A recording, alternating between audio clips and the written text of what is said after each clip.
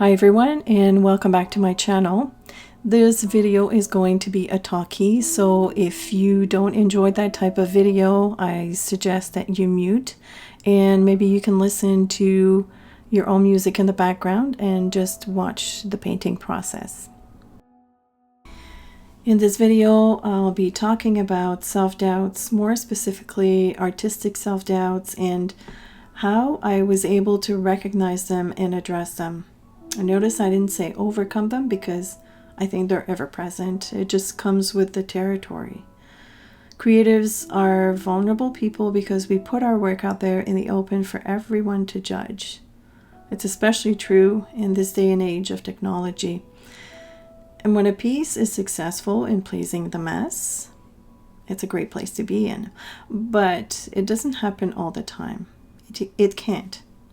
You can't please everyone all the time, and sometimes you have high expectations of a certain piece and it fails to reach the level of success you thought it would, and then the disappointment hits, and that puts you in a place of questioning, of self-doubting, and that brings on the darkest place a creative can ever be in, the creative block.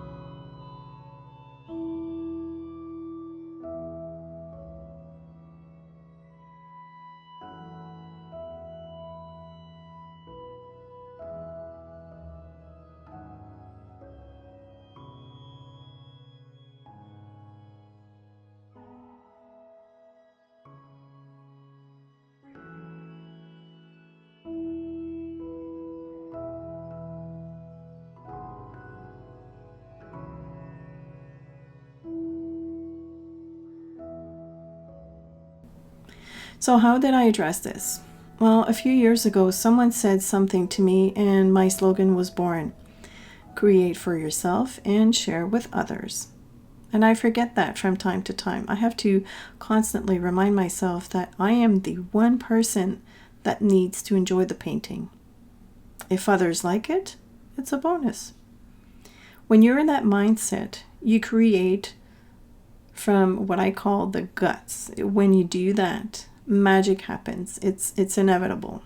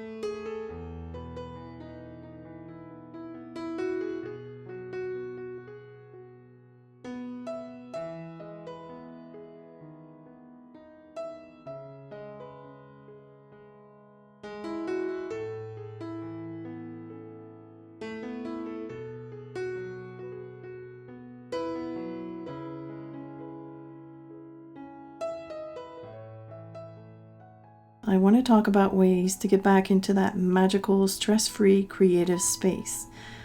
The very first thing that needs to happen, and this is going to sound very simplistic, is to dip that brush in paint and bringing it to paper. How many times do we hesitate?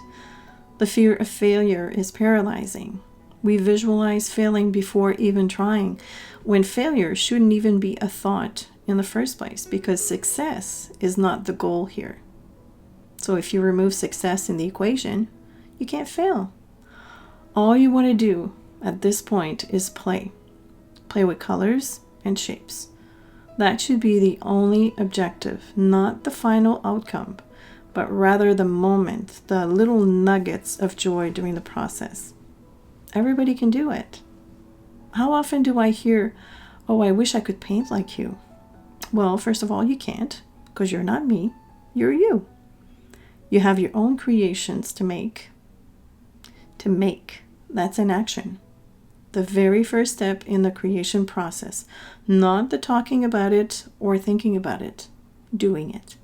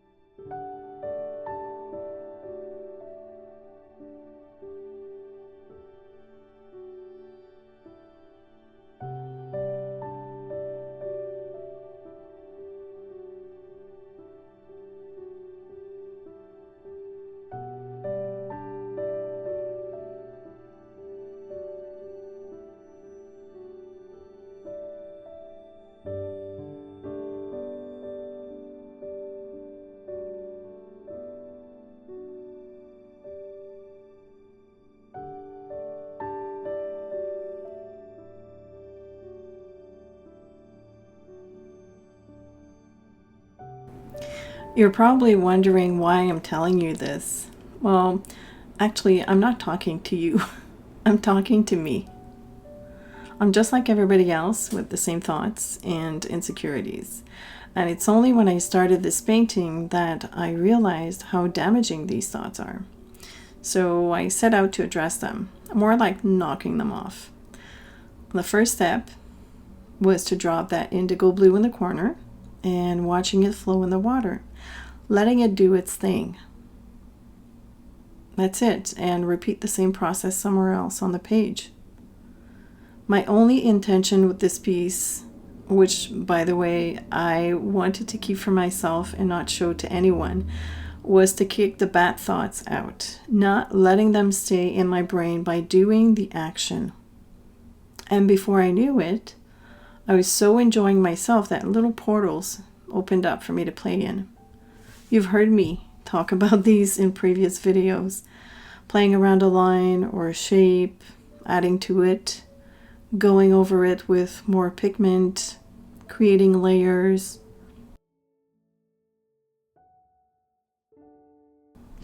One tip I can share with you is keeping your color palette to a minimum, just a few colors that blend well together. I'm using here blue and quinacridone red, which is a transparent color and plays really nicely with the blue. And then I have one gold. Now, if you have to start worrying about an orange or blue mixing together, which creates mud, then you're adding to the stress. So relieving as many stress-inducing elements is key here. It will help you relax. For me, creating lines, geometric shapes, circles, blocks of colors, that all relaxes me. You might relax in a different way. Maybe messing about with the colors, filling out the page right from the start is how you relax, or using organic shapes is what gets you going. The point is, it doesn't matter what or how, it's the action.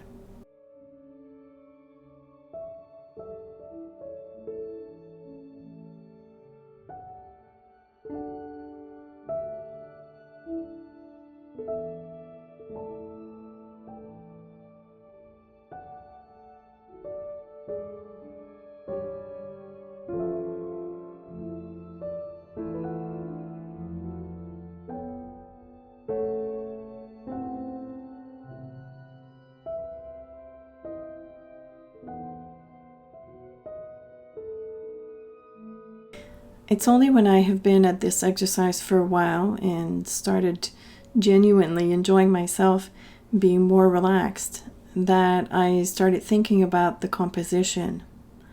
How can I make this look a bit more cohesive? What can I add here? How about there? How about introducing some kind of leaf pattern?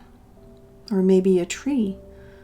Or how about adding dots around that wobbly semicircle line to distract the eye from it? Is my eye traveling all around the page? Or is it just focused on one area? It's only after I started relaxing that I was able to enhance, to make it a thing that might be pretty to look at, a thing I would like to look at, not others, me.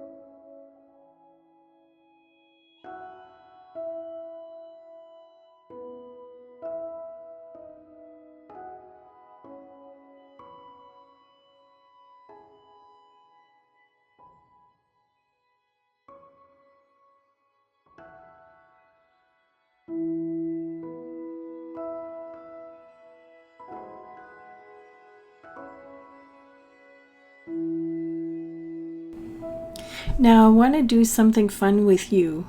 I want to go through the composition and analyze to see if I've achieved balance.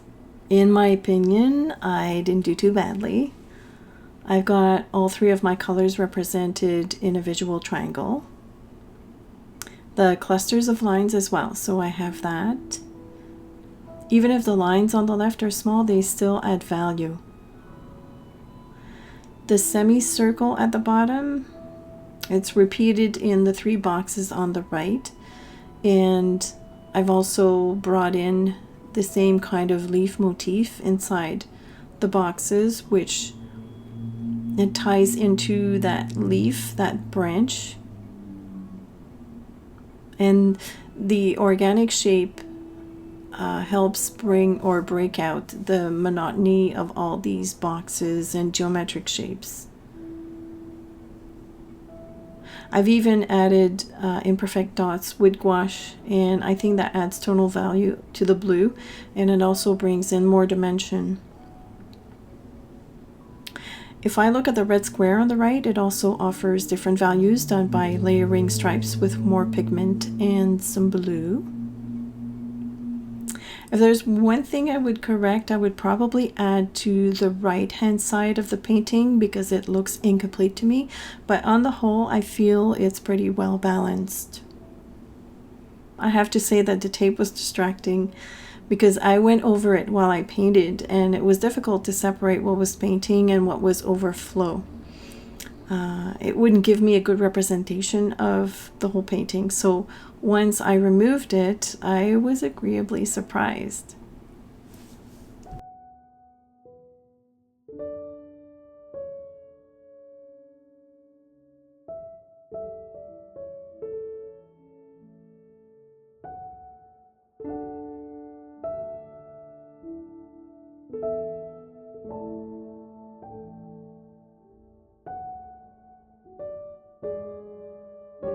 You know I'm gonna have to say it, right? Gold! I love this painting. I was able to create it stress-free because I removed the stigma of producing a piece of art. I just wanted to enjoy myself. And I love the painting for what it represents. It's a real breakthrough in my creative process, and I hope I remember all that I've told you for years to come. How do you get rid of artistic self-doubts and worries? I'll look forward to reading your answers in the comments. Thank you for indulging me. Thank you, my awesome patrons, for supporting my art over at Patreon. Have a beautiful and creative day, and I will see you soon.